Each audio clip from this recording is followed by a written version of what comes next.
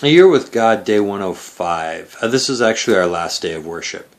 And, well, our last day in focusing on worship in the Year with God devotional.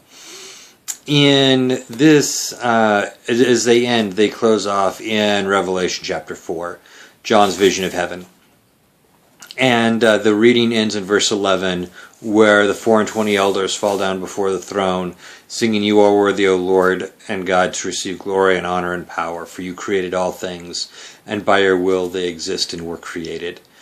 And the relatively short commentary reading, just a couple of sentences, in which they talk about the fact that when we worship God, we're joining in the company of heaven in worshiping God.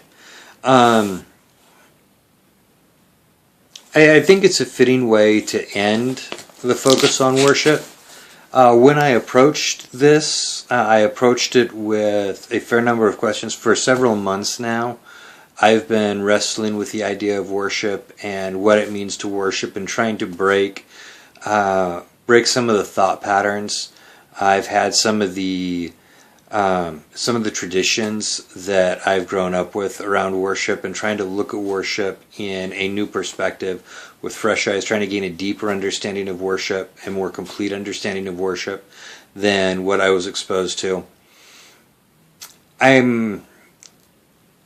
As I look back on it, I think I am left with more questions than answers.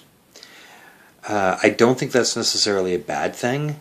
There were a lot of things that I looked at where it seemed like, as we were discussing worship, some things seemed almost contradictory to each other.